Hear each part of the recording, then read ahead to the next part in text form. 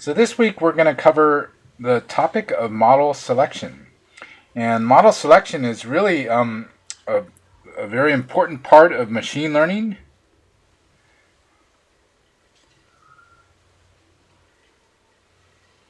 And in general, data science. It's a very important part of each of those fields, which are now growing in application in a variety of ways. The lecture that I'm going to give you today and for the next video is comes out of a paper by Burnham and Anderson, 2004, and there's a link to that on the website, as well as a textbook by Hobbs and Hobbs on Bayesian data analysis or Bayesian models.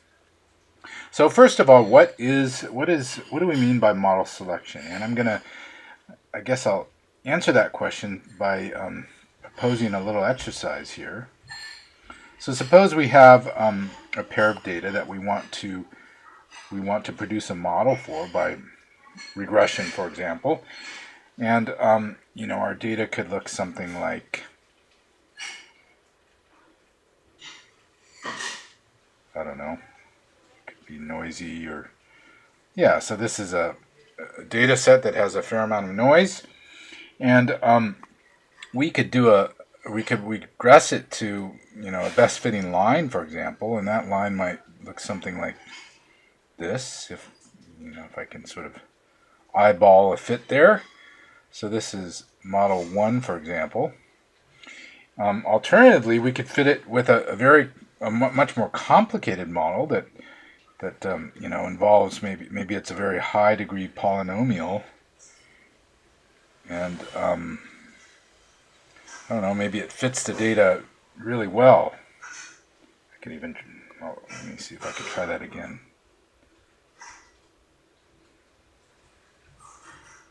So we could fit that data really, really well.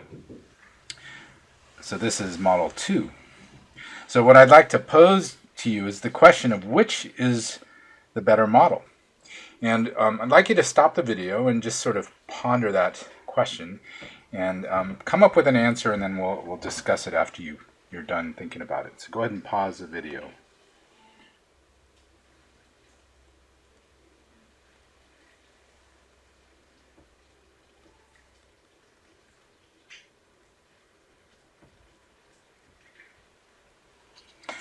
Okay, so let's discuss this. So model 1, okay, so this obviously has the advantage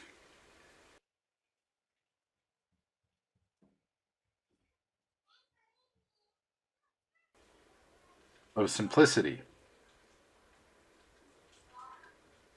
Okay, so it's a very simple model, and that could be considered an advantage, and but it doesn't fit each data point as well.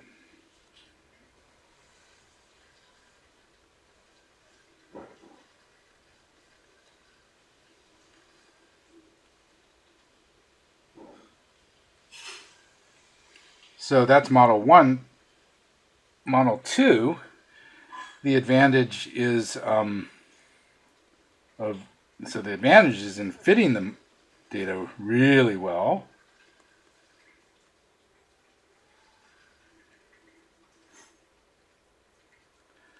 But the disadvantage is its complexity. So in general, we want to fit our data, okay, but we want to be careful of overfitting it. And so you might, considering that, there's noise in this data, and the process we want to illuminate or the predictions that we think are important to make, we don't want that to include the noise, right? Because if it does include the noise, then it'll be either a poor predictor or it's going to misrepresent the process we're trying to describe. And so, you might consider a model. So blue might overfit the data. It's possible that the red line could underfit the data, and we could do a sort of an intermediate model with intermediate complexity, and that might look like a curve or something. And, one could make an argument that this is, a sort of a mixture of fitting the data a little bit better than the line, but not overfitting the data. And so model selection is producing an objective way to find this good balance.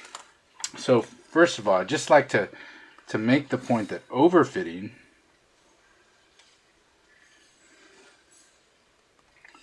risks two things. First of all, it risks losing information about the process.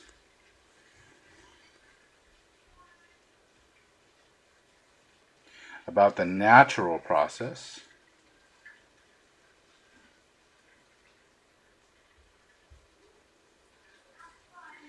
You seek to illuminate.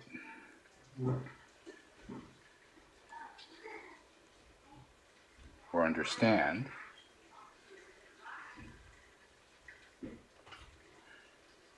Or you risk a poor prediction, or a model that poorly predicts.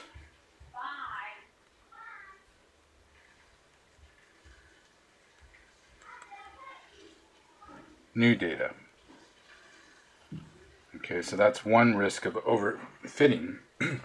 and this is because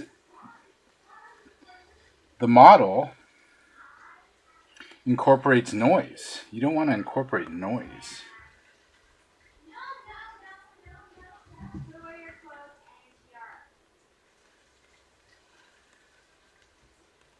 Noise, by definition, is the natural process that leads to variability that's different from the prediction that you want to make or the process that you want to understand. So you don't want to incorporate noise into your model. And the other thing is, it risks a poor prediction. Also because the noise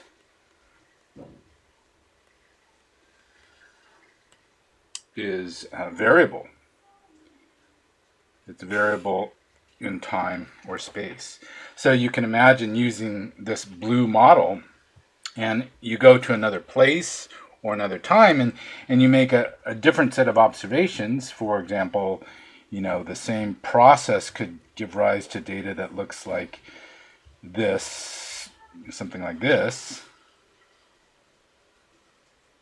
And you can see that, this blue model that you fit that original data set gives a very bad prediction to the new data set. So in model selection,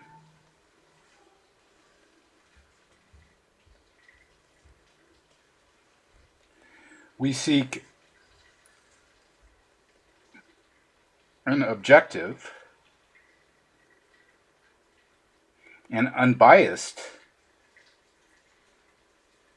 measure of quality, of model quality,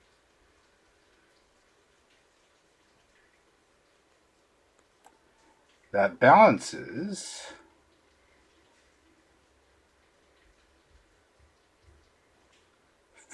model fit, or data fit with simplicity. And that's the whole premise of model selection. And just to, during model selection, we seek parsimony. Oops. That is, we want a model that has a very high quality of prediction or explaining the process, but that is simplistic. This concept of parsimony and model selection invokes or is motivated by Occam's razor, which you may have heard, but it's appropriate to reemphasize it now. And Occam's razor can be sort of paraphrased as the simplest model or I should say the simplest explanation, more generally, is usually the best.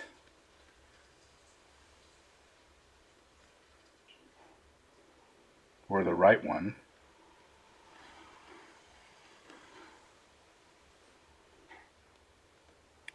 And I'd also like to quote Box's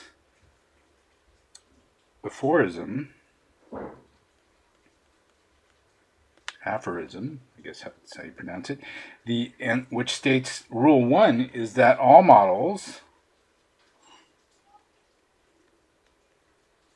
are wrong. They're only approximations to nature, and they're motivated by our own human concepts. So all models are wrong, but some are useful. Only some are useful.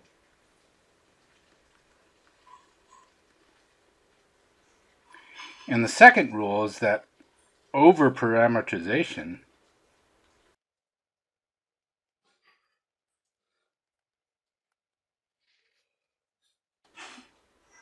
is often a sign of mediocrity.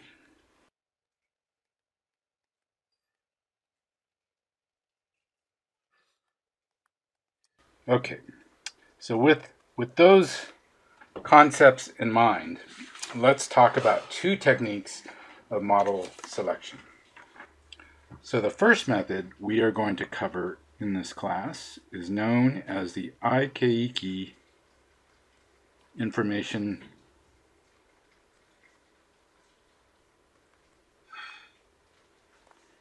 criterion. Aikaiki is a famous Japanese statistician and derived this this quantity, which is this objective, unbiased measure of model quality. And so, this is also abbreviated AIC. You'll see this all over in statistics literature. So let's first talk about the strategy for information criterion.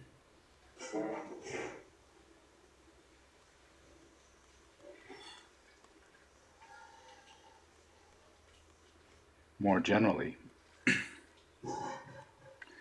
So whenever we describe nature with a model, we lose information, right? So we can never, expect that we can explain all of the complexity of nature. We just want a conceptualized version of nature that we think is important. And so when we do that, we lose information about the process or about nature. And the strategy for information criterion is to minimize the information lost.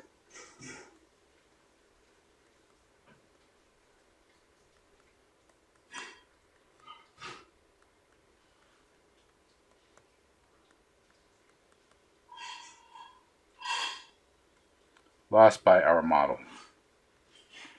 And so from that sort of philosophy, information criterion involves a quantity that describes the information lost. And it's a function of both the model and the data we're trying to regress. So this is our loss function.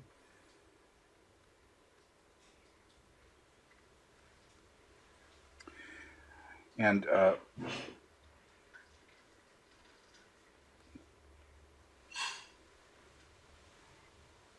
we want to minimize that.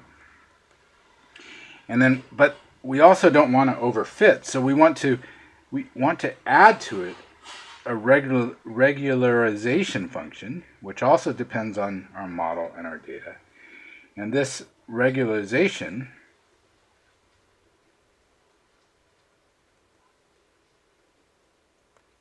increases with model complexity.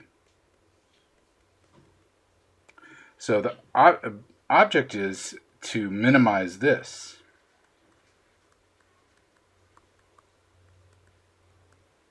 So there's so if we have a model that fits our data really well, then that that loss can be relatively low. But if the model is too complex, this will be high, and it'll counteract the effects of this low loss function. So we want to balance these two terms so as to minimize this whole quantity. So with AIC, so both AIC and Bayesian information criteria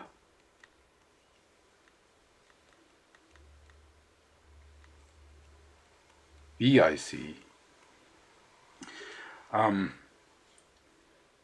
for both of those methods, and I'm not going to talk about BIC, Bayesian information criteria. I just want to note it here in case you happen to come across it, or maybe you already have. Both of those methods define the loss function as equal to -2 times the natural log of the likelihood of a model given the observations or the data. So this is the likelihood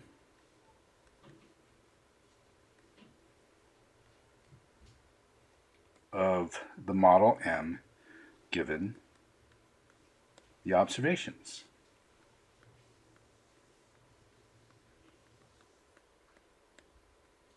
And so likelihood, it's like a probability, but a key thing is the likelihood doesn't integrate to 1.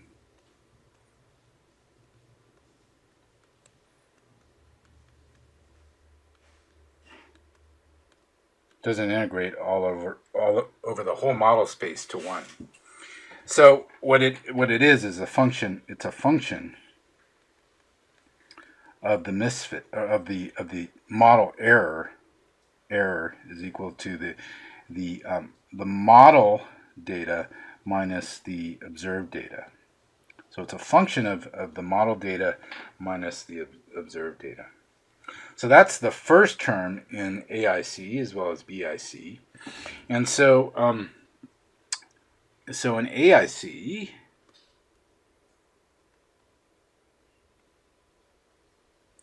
the quantity that we seek to minimize, we'll call that the AIC quantity, has a loss function, and that loss function is -2 times the log of the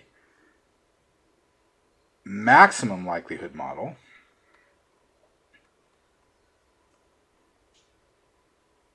plus 2k, where k is equal to the number of model parameters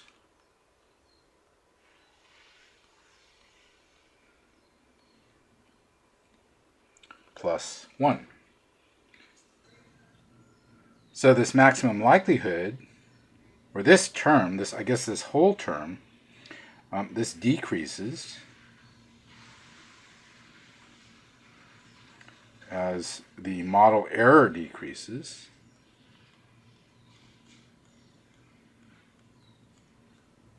The likelihood increases as the model error decreases, so that's why we have the negative here. But this whole term decreases as the model error decreases. And this term, of course, increases with complexity. And so if we want to, so the best model minimizes this.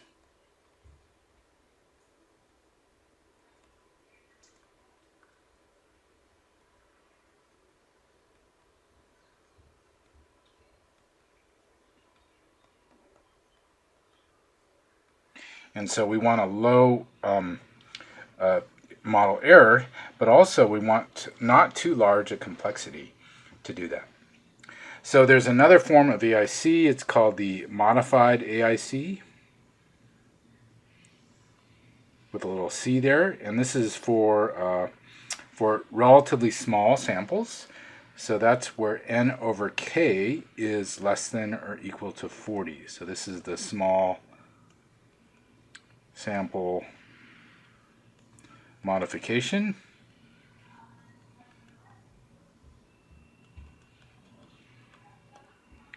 And so that new quantity, AIC C, is equal to the same loss function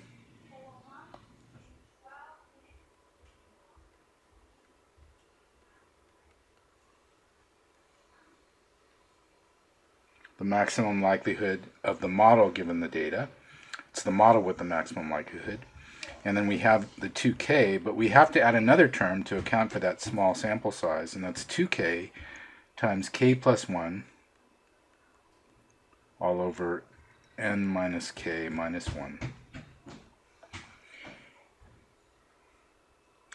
And this is what you'll be using for your the problem set.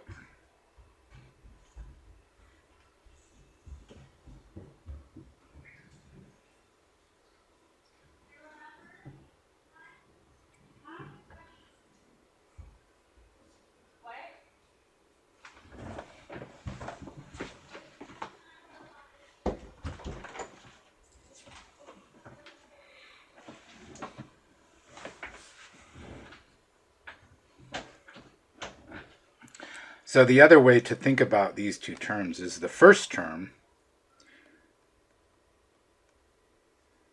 gives a biased estimate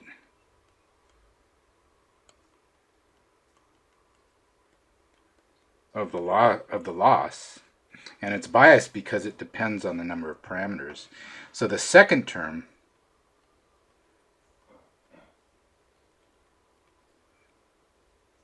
corrects for the bias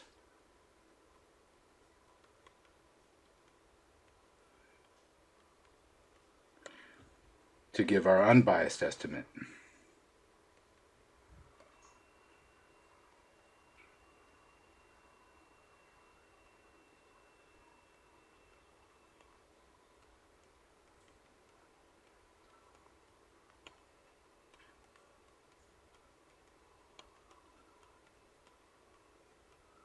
Okay, so that's an overview of AIC.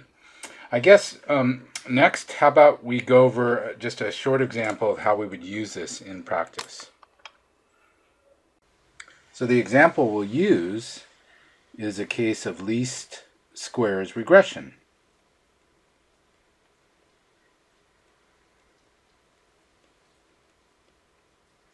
And for least squares regression, our modified AIC is equal to n times the natural log of the mean sum of square error.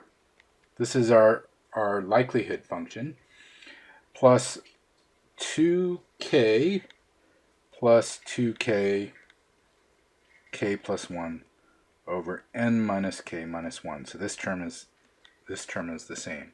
So MSE is equal to the sum, we've looked at this before, over all of our data points, of the modeled data vector minus the observed data squared, all divided by n. And that was, we wrote that as the error vector, the transpose of the error vector, as a vector or matrix product with the error vector divided by n. So again, as this error gets low, this term gets low, but we have to balance that with model complexity by the second term. So let's consider just a polynomial fit to some data. So we have x and d again, and it looks like whatever it looks like. And for starters, let's try GM is equal to, let's use a second order polynomial.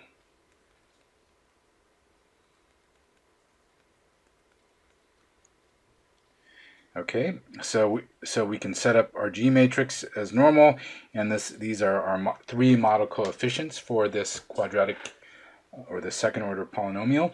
And so again, so MSE is equal to GM minus DD transpose times GM minus D divided by n. And let's suppose we do that calculation and we find that n times the log of MSE is equal to 200. And here let's just say n is equal to 30. Okay, I haven't drawn 30 points, but pretend I did. So n is equal to 30. And let's say that k is, in this case, we have three model parameters, m1, m2, and m3. Sorry about that. Three model parameters, so we have 3 plus 1. And so our regularization function, 2k plus 2k times k plus 1 all over n minus k minus 1. If we plug n and k into that, we get 9.6. So our modified AIC quantity is equal to minus 200 plus 9.6, and we get minus 190.4. So the next thing, we want to compare this result with a line.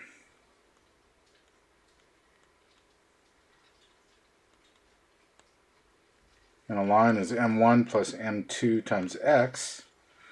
And so that's gm, right, where x is a vector. And let's say we do that calculation, and we get the first term. We get the first term. Remember, the first term is n times the log of MSE. And let's say we get that to be, let's see, minus 201. And with this time, k is equal to 1, 2 plus 1. And so our regularization function, if we plug that into this equation here, we get 6.9. So in this case, AIC is equal to minus 194.1. So in the first case, we got 190 minus 190.4. In the second case, we got 194.1. And so this would suggest that this is the better model.